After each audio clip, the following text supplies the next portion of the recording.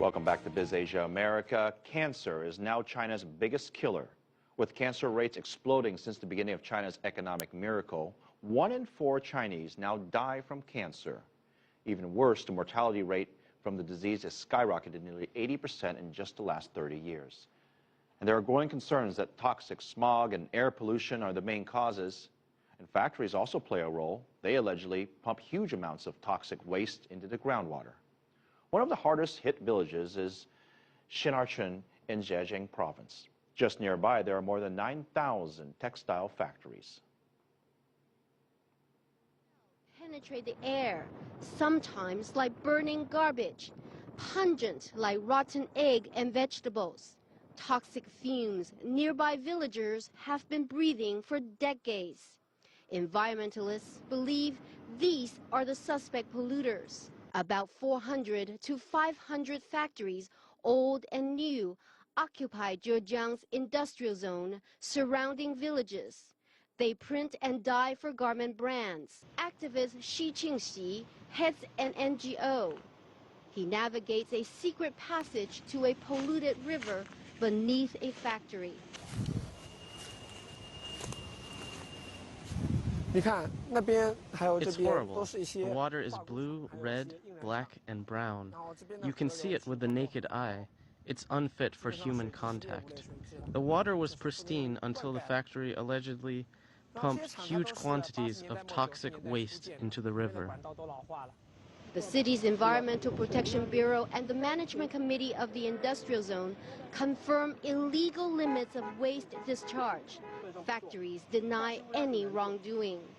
Sick and tired, she says, many forced to desert their homes and run for their lives. She monitors water safety at another river, which directly affects village wells. It's off the charts. The contamination is above 5. It's highly hazardous according to China's national standard. It cannot even be used for watering plants. Another sample from a well also fails the test. Despite health threats, residents still use the water. Consumable water is delivered once a week, and supply runs dry rather quickly. Qiantangjiang, the major river surrounding Zhejiang's industrial zone, now a black swirl captured by Greenpeace, and frothy water and unappealing to the eye. It's no longer paradise to nearby villagers. Too dangerous for swimming and fishing, needless to say, drinking. We found cancer-causing chemicals and also hormone disruptors. So this is not just a water pollution problem for the local villagers. The chemical that we found in the discharge water also can show up on the clothes that you buy from your shop. Li says the culprits include fashion giants Calvin Klein, Levi's, Mango, and Zara. 3 years of intensive campaigning. Finally, 17 brands made a commitment to eliminate all toxic chemicals from the supply chain by 2020. The Chinese government says China faces a grave situation in terms of chemical pollution, citing inadequate pollution risk control by enterprises and authorities' insufficient monitoring and supervision capabilities.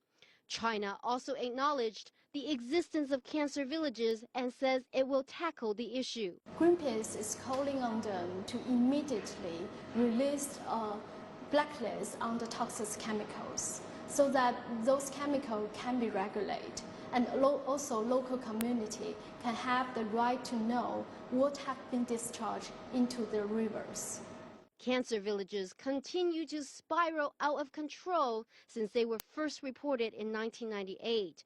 459 to date, according to Chinese media, academics, and NGOs. They consider Shinarchun a cancer village. Ample data and witnesses, yet scientific proof linking industrial pollution to cancer is still elusive. Dr. Jian Shuifeng runs the only private clinic here. Many people have stomach, lung, and breast cancer, she says. Of course I'm scared of having cancer. The water is so bad, we still have to use it. The air is so bad, and I smell it all the time.